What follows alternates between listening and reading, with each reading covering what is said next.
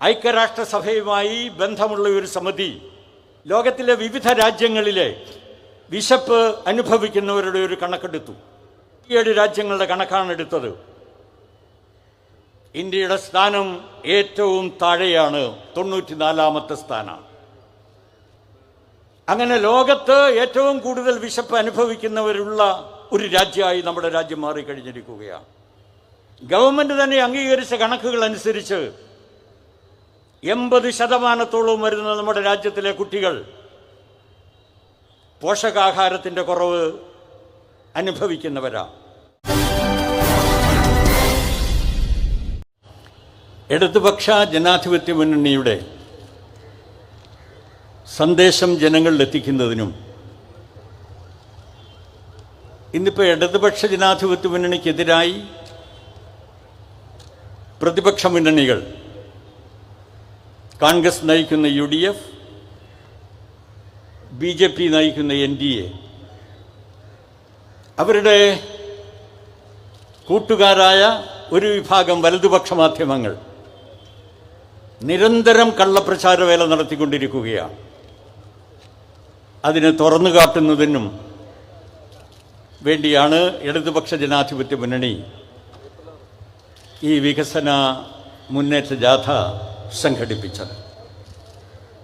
ആ ചുമതല അതിസമർത്ഥമായി 2 ജാഥ നിർവഹിച്ചു കഴിഞ്ഞിരിക്കുകയാണ്. ഈ ജാഥാ പരിപാടിക്ക് നമ്മുടെ രാജ്യത്ത് വലിയ സ്വീകരണമാണ് ലഭിച്ചത്. ഈ ജനങ്ങളുടെ ഈ ജാഥാ പരിപാടിയിലെ പങ്കാളിത്തം ഒരു കാര്യം ഉറപ്പിച്ച് പ്രഖ്യാപിച്ചിരിക്കുകയാണ്. ഇടതുപക്ഷ ജനാധിപത്യ മുന്നണി ഈ വരാനിരിക്കുന്ന തെരഞ്ഞെടുപ്പിൽ വലിയ വിജയം കൈവരിക്കും. തെരഞ്ഞെടുപ്പ് കമ്മീഷൻ തെരഞ്ഞെടുപ്പ് പ്രഖ്യാപിച്ചിരിക്കുകയാണ്. ഏപ്രിൽ 6-നാണ് കേരളത്തിലെ പോളിംഗ്. ഈ യോഗങ്ങളിൽ വലിയ ജനങ്ങളുടെ പങ്കാളിത്തമാണ് ഉണ്ടായത്. ഈ പങ്കാളിത്തം പ്രതിഫലിപ്പിക്കുന്നത് കേരളത്തിലെ ജനത ഒരു പുതിയ ചരിത്രം കേരളത്തിൽ രചിക്കാൻ തീരുമാനിച്ചിരിക്കുന്നു എന്നതാണ്. നമ്മുടെ നാട്ടിൽ സാധാരണ തെരഞ്ഞെടുപ്പുകൾക്ക് ഒരു രാഷ്ട്രീയ താളമുണ്ട്. 5 കൊല്ലക്കാലം LDF കഴിഞ്ഞാൽ പിന്നെ UDF കഴിഞ്ഞാൽ പിന്നെ LDF. ഈ രാഷ്ട്രീയ താളം മാറ്റാൻ കേരളത്തിലെ രാഷ്ട്രീയ പ്രബുദ്ധരായ ജനത തീരുമാനിച്ചിരിക്കുകയാണ്. 2016 മുതൽ 21 വരെ LDF, 21 ശേഷം വീണ്ടും 26 വരെ LDF. ഈ രാജ്യത്തിലെ പ്രബുദ്ധരായ ജനത തീരുമാനിച്ചു എന്നതാണ് ഈ ജാഥാ പരിപാടിയിലെ വലിയ ജനപങ്കാളിത്തം വ്യക്തമാക്കുന്നത്. ഇത്തരമൊരു LDFന്റെ വിജയം നമ്മുടെ അഖിലേന്ത്യാ രാഷ്ട്രീയം ആവശ്യപ്പെടുകയാണ്. അഖിലേന്ത്യാ രാഷ്ട്രീയം മാത്രമല്ല,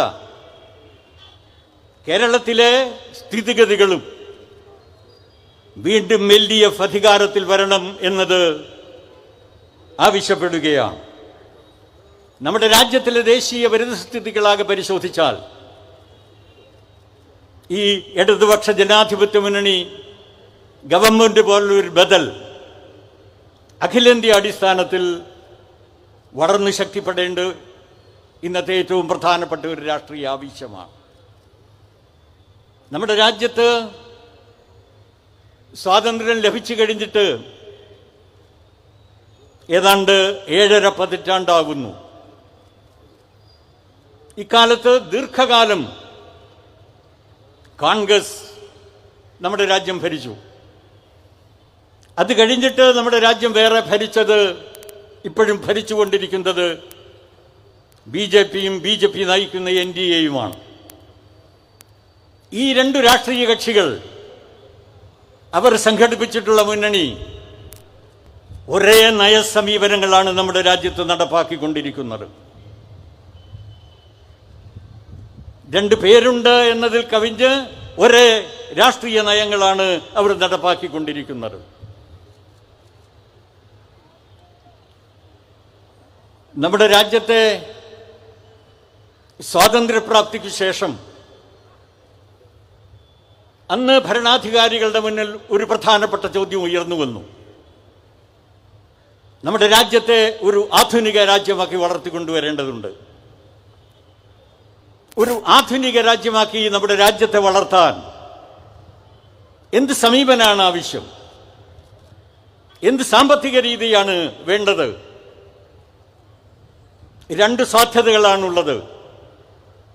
നമ്മുടെ രാജ്യത്തിലെ മഹാഭൂരിപക്ഷം വരുന്ന പാവപ്പെട്ട ജനവിഭാഗങ്ങൾ, തൊഴിലാളികൾ, കർഷക തൊഴിലാളികൾ, കൃഷിക്കാർ, ഇടത്തരക്കാർ, ഇടത്തരം ജീവനക്കാർ, ചെറുകിട കച്ചവടക്കാർ, ചെറുകിട വ്യവസായികൾ, ഈ നിലയിൽ നമ്മുടെ രാജ്യത്തിലെ മഹാഭൂരിപക്ഷം വരുന്ന സാധാരണക്കാർ, അവരുടെ താല്പര്യങ്ങളെ കേന്ദ്രമാക്കിക്കൊണ്ട് പരിഹാരം കാണുന്ന ഒരു സാമ്പത്തിക രീതിയുടെ സാധ്യത.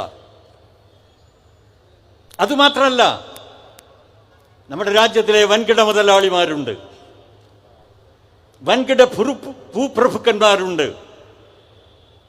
അവരുടെ താല്പര്യങ്ങളെ പരിഗണിച്ചുകൊണ്ടുള്ള ഒരു സാമ്പത്തിക വികസന സമ്പ്രദായം.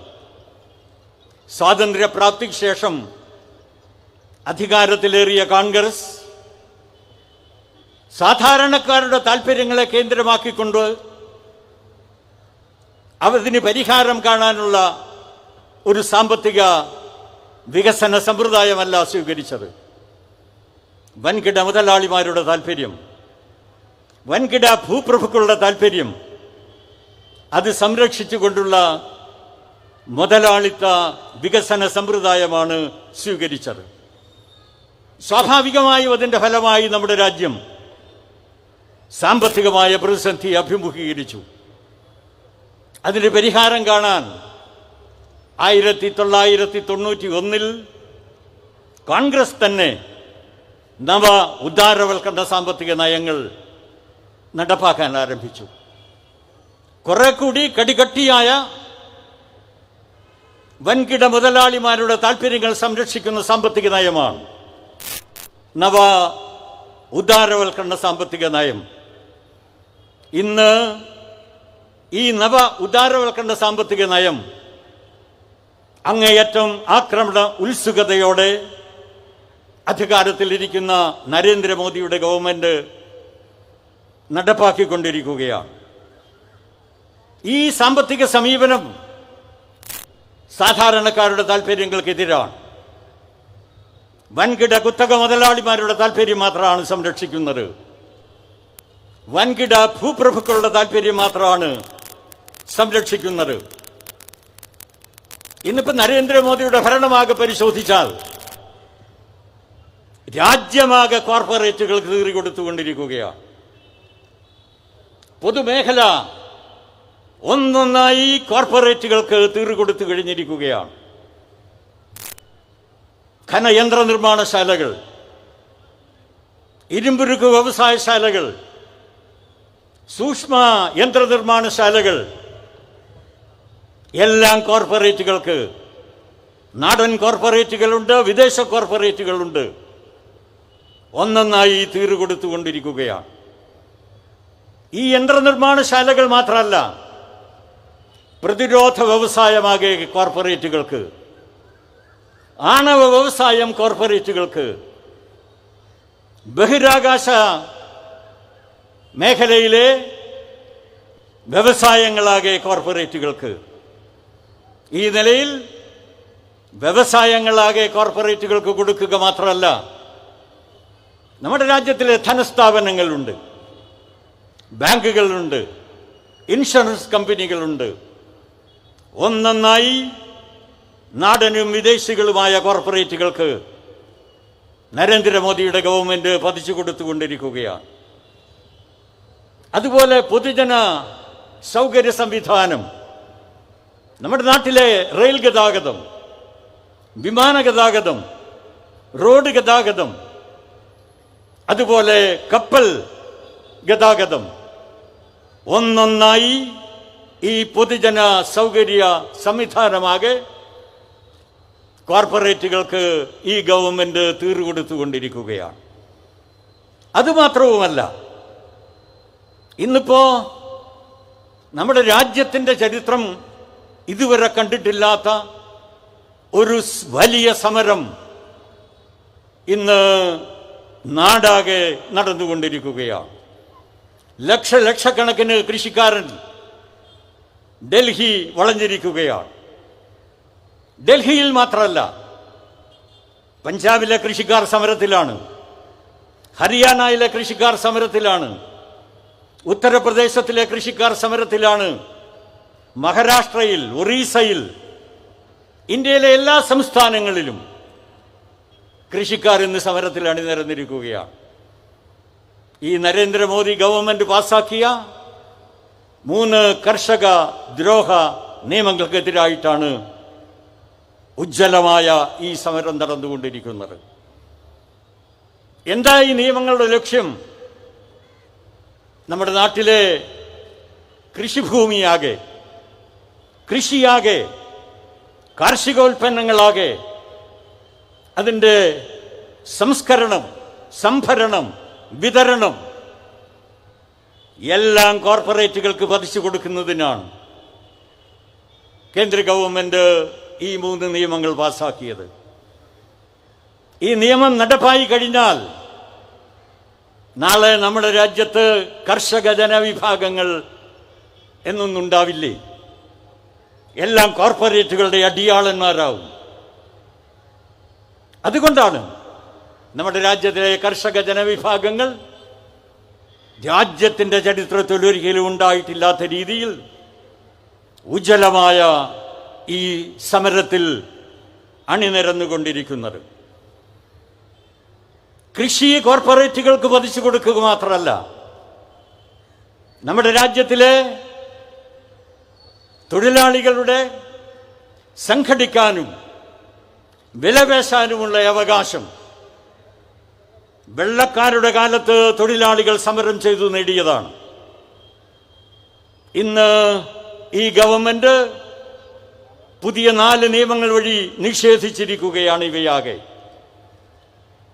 എന്തും കോർപ്പറേറ്റുകൾക്കാവാം വ്യവസായങ്ങളിൽ. അവർക്കെതിരായി സംഘടിക്കാൻ, അവർക്കെതിരായി സമരം ചെയ്യാൻ സ്വാതന്ത്ര്യം നിഷേധിക്കപ്പെട്ടിരിക്കുകയാണ്. അതുപോലെ നമ്മുടെ രാജ്യത്തിലെ പ്രകൃതി സമ്പത്ത്,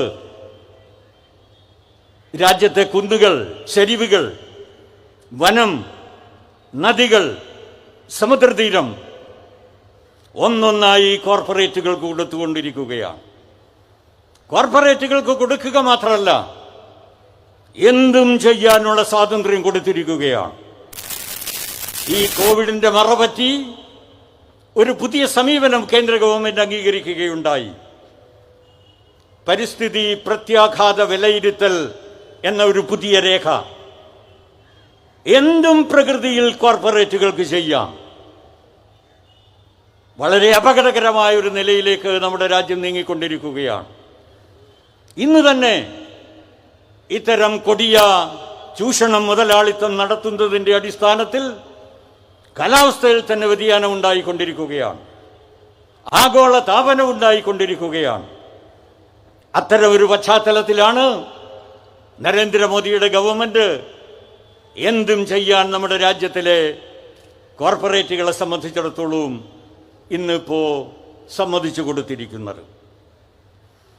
അതുപോലെ നമ്മുടെ രാജ്യത്തിലെ സേവന മേഖല, വിദ്യാഭ്യാസ രംഗം, ആരോഗ്യരംഗം, അതും കോർപ്പറേറ്റുകൾക്ക് ഈ ഗവൺമെന്റ് പതിച്ചു കൊടുത്തിരിക്കുന്നു. ഈ കോവിഡിന്റെ പശ്ചാത്തലത്തിൽ കേന്ദ്ര ഗവൺമെന്റ് ഒരു പുതിയ വിദ്യാഭ്യാസ നയം അടിച്ചേൽപ്പിച്ചു. ഞാനതിൻ്റെ വിശദാംശങ്ങളിലേക്ക് കടക്കുന്നില്ല. ആ പുതിയ വിദ്യാഭ്യാസ നയത്തിൻ്റെ ലക്ഷ്യം വിദ്യാഭ്യാസ രംഗമാകെ കോർപ്പറേറ്റുകൾക്ക് നൽകാനാണ്. അതുമാത്രമല്ല, നാളെ സമ്പന്നന്മാരുടെ കുട്ടികൾക്ക് മാത്രമേ വിദ്യാഭ്യാസം ലഭിക്കുകയുള്ളൂ. അതിനുള്ള സംവിധാനമാണ് ഈ പുതിയ വിദ്യാഭ്യാസ പരിപാടിയിൽ അവർ ഉൾക്കൊള്ളിച്ചിട്ടുള്ളത്. അതുമാത്രമല്ല, വിദ്യാഭ്യാസ രംഗമാകെ വർഗീയവൽക്കരിക്കാനുള്ള വളരെ ബോധപൂർവമായ പരിശ്രമവും ഈ പുതിയ വിദ്യാഭ്യാസ നയ പ്രഖ്യാപനത്തിൽ അടങ്ങിയിട്ടുണ്ട്. അതുപോലെ ആരോഗ്യമേഖല പടിപടിയായി കോർപ്പറേറ്റുകൾക്ക് പതിച്ചു കൊടുത്തുകൊണ്ടിരിക്കുകയാണ്. ഈ 2-3 ദിവസത്തിനു മുമ്പ് മോദി പ്രഖ്യാപിച്ചത് നിങ്ങളുടെ ശ്രദ്ധയിലുണ്ട്. ഗവൺമെന്റിന്റെ ജോലിയല്ല വ്യവസായങ്ങൾ നടത്തുക, ഗവൺമെന്റിന്റെ ജോലിയല്ല ആരോഗ്യവും വിദ്യാഭ്യാസവും ഒക്കെ സംരക്ഷിക്കുക എന്നത്. അതെല്ലാം കോർപ്പറേറ്റുകൾ നടത്തട്ടെ. ഗവൺമെന്റിന്റെ ചുമതല പോലീസിനെ സംരക്ഷിക്കുക, പട്ടാളത്തെ സംരക്ഷിക്കുക, കോടതിയും ജയിലും സംരക്ഷിക്കുക. ഇതുമാത്രമാണ്. യാഥാംഗങ്ങൾ വന്നുകൊണ്ടിരിക്കുന്നു. ആ നിലയിൽ നമ്മുടെ രാജ്യത്തെ ആകെ കോർപ്പറേറ്റുകൾക്ക് നരേന്ദ്രമോദിയുടെ ഗവൺമെന്റ് പതിച്ചു കൊടുത്തുകൊണ്ടിരിക്കുകയാണ്. ഇതിൻ്റെ ഫലമായി നമ്മുടെ രാജ്യം അഗാധമായ ഒരു സാമ്പത്തിക പ്രതിസന്ധിയെ അഭിമുഖീകരിച്ചു കൊണ്ടിരിക്കുകയാണ്. നമ്മുടെ രാജ്യത്തിലെ കാർഷിക മേഖലയൊഴിച്ചുള്ള എല്ലാ ഉൽപാദന മേഖലകളും കുത്തിനെ ഇടിഞ്ഞു വീണിരിക്കുകയാണ്. ഗവൺമെന്റിന്റെ തന്നെ കണക്കുകൾ അനുസരിച്ച് ഏതാണ്ട് ഒട്ടാകെ ആഭ്യന്തര ഉൽപാദനത്തിൽ 8% ഇടിവുണ്ടായി എന്നതാണ്. തൊഴിലെടുക്കുന്ന ജനവിഭാഗങ്ങളിൽ 12.5 ലക്ഷത്തോളം വരുന്ന തൊഴിലാളികൾക്ക് അവരുടെ തൊഴിൽ നഷ്ടപ്പെട്ടിരിക്കുന്നു എന്നതാണ്. അതുമാത്രവുമല്ല, ഈ ഗവൺമെന്റ് എടുത്തുകൊണ്ടിരിക്കുന്ന നടപടികളുടെ അടിസ്ഥാനത്തിൽ എല്ലാ സാധനങ്ങളുടെയും വില കയറിക്കൊണ്ടിരിക്കുകയാണ്.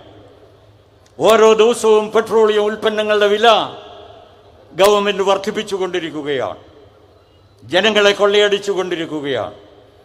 അതിൻ്റെ ഫലമായി എല്ലാ ഉൽപ്പന്നങ്ങളുടെയും വില കുത്തനെ കയറിക്കൊണ്ടിരിക്കുന്നു എന്നതാണ്. ഈ സാമ്പത്തികമായ പ്രയാസങ്ങൾ ഈ ഉൽപാദന രംഗത്തെ ഈ വലിയ ഇടിവ് മഹാഭൂരിപക്ഷം വരുന്ന സാധാരണക്കാരുടെ ജീവിത പ്രയാസങ്ങളെ വർദ്ധിപ്പിച്ചിട്ടുണ്ട്.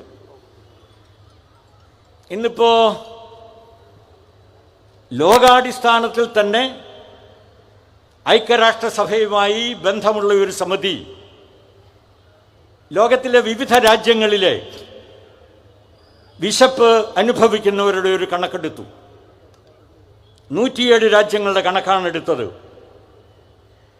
ഇന്ത്യയുടെ സ്ഥാനം ഏറ്റവും താഴെയാണ്, 94ാമത്തെ സ്ഥാനമാണ്.